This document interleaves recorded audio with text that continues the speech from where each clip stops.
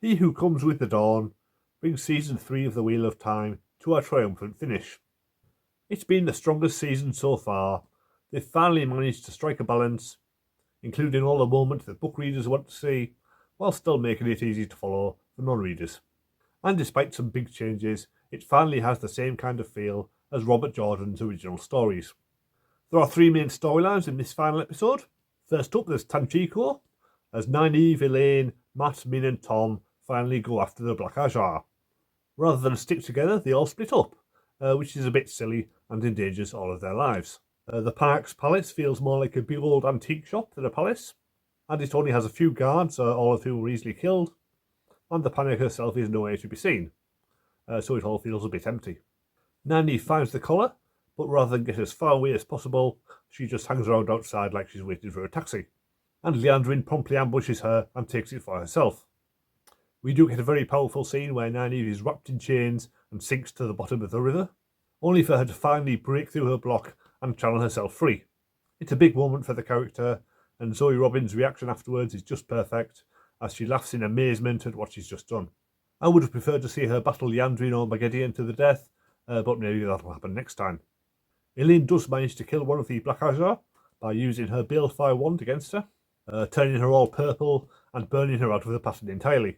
Balefire was a big thing in the books, and seeing it in action, it's every bit as awesomely destructive as you could have imagined. We also get the first hints that Tom Merlin is really Elaine's father. It takes a while for that to come out in the books, so it's probably a good idea for them to establish that here early on.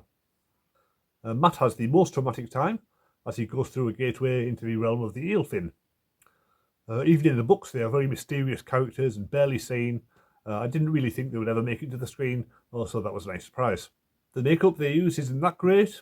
I would have preferred it to look a bit more like a fox, but all the jagged little teeth are certainly disturbing. But I have no complaints about the performance.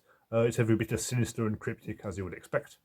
There are some changes. In the book, they give Mat his memories of past lives. Here they've taken them away, and the Ashandawai spear they gave him is apparently present, but only in the background.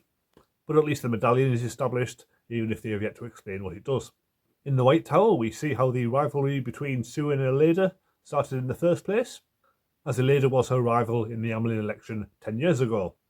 I don't remember that from the books, but it's a good way of contextualising their antagonism. Sue is deposed, shot through with a bunch of arrows that look like they're made of the power, and finally executed. This is another major change from the books, where she escapes and joins up with the Rebel Aes Sedai. Apparently they don't exist in this version. I guess it simplifies things and takes out a major subplot for the future. But Sophie Okonedo has done some fine work on the show, and her presence will be missed going forward. At least we will now get to see Shoreg Dashlu in charge once again, as she did so memorably in The Expanse. Finally, we have the Isle Waste, where we learn that Samael did not die last time. He was taken prisoner, so that he could become Rand's teacher. Book readers will know that it was Asmodean who trained Rand in his use of the One Power. So at first it seems like they're just going for a simple substitution, one character for another. Except Magedian then shows up and turns him into a modern art sculpture, with blood and innards everywhere. Leia Costa has been an absolute delight this entire season, stealing every single scene, and long may it continue. Rand finally tells Lanfear he wants to break up, and it goes about as well as you might expect, with her vowing to wreak her fiery vengeance or something similar. Moraine finally tells Rand about her working with Lanfear, which seems like it could be their final ever conversation. This whole season has been teasing Moraine's death, so when Lanfear duels her at the end, it seems like it's finally about to happen. In the books, Moraine and Lanfear's duel ends up with them both being taken out of the series for quite a long stretch of time. Neither of them die exactly, it's quite complicated, so I was quite prepared for the series to just simplify that and have them both kill each other. In the end, they both seem quite badly wounded, but the show is already established that's not enough to kill people, so I guess they'll both carry on for future seasons, and Siwan is the only casualty. That's probably a good thing, as the show would be much worse off without Rosamund Pike or Natasha O'Keefe. Rand gets his big moment in front of the Aiel. In the establishing shots, it seems like there's thousands of them, but later on it seems like there's only a couple of dozen. It seems like they're setting him up to fight Cúrlín to the death, but they don't go there. I guess it would be quite a short fight. The speech he gives to the Aiel is one of Justice Stradowski's best performances. He's really started to come across as a leader. I would have preferred him to have a big heroic action scene, but I guess that's what last week was supposed to be.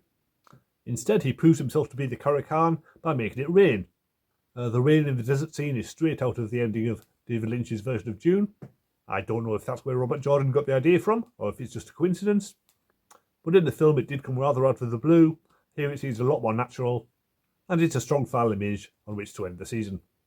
At the time of recording, there is no news of the fourth season yet, though ratings and critical acclaim have both been very strong, so hopefully it will happen sooner rather than later. There's still 10 books left to get through. No way will they do 10 more seasons, but they could finish the story in 4 or 5. There's already been some hints as to where the story will go in the next season. I expect Rand and Mael will be marching on Tyr. Elaine will be going to Camlin to free her mother from Ravin. Perrin will get rescued somehow, and Elada will be ruling over the White Tower with an iron fist. I guess we won't see it for another 2 or 3 years if it even gets made, but I hope I'm still here to give you my thoughts on it. So thank you for watching. If you've enjoyed my Wheel of Time reviews, then please like or subscribe to show your appreciation, and I'll see you next time.